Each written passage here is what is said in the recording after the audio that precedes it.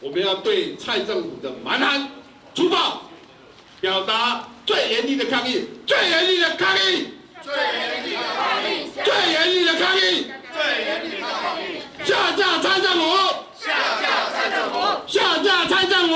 下架蔡政府！下架蔡英文！下架蔡英文！下架蔡英文！下架蔡英文！各位记者们，各位记者朋友，大家好！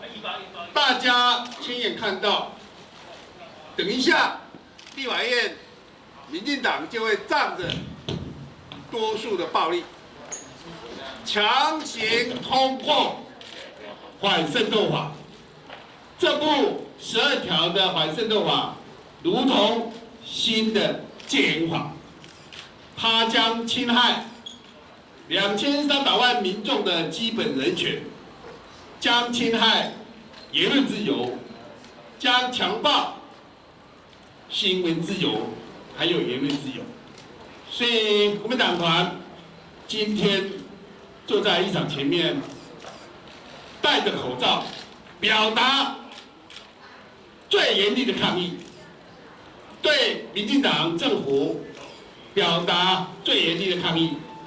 我们要利用场合，要对蔡政府表达最严厉的谴责，表达最严厉的谴责。那各位看到我手上这一张，包括39名立委的签名，包括国民党35席，包括亲民党3席，还有高金委员，总共是39席委员的签名。我们会近期内到司法院申请释宪。跟各位报告，我们本来现在就要去，但是依照规定，必须总统公布之后才可以申请释宪。所以主要蔡总统一公布，我们就会递交申请赵三的释宪文。我们要强力捍卫2300万民众的权利。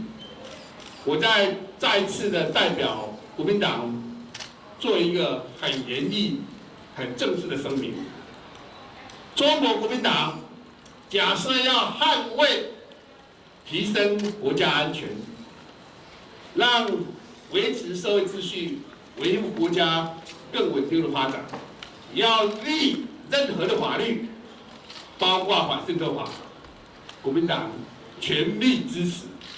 再讲一次，假设因为提升国家安全、社会安定的法律，国民党团强力支持，但是不接受民进党这一步在离投票10天前要强行通过的反渗透法，完全是他蔡英文总统选举的操作，国民党团绝对不配合他做任何的操作。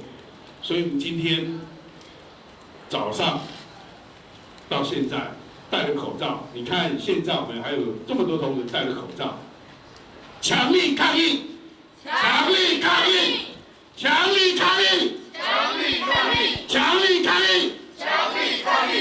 最后，我们要对蔡政府的蛮横、粗暴表达最严厉的抗议，最严厉的抗议，最严厉的抗议，最严厉的抗议，最严厉。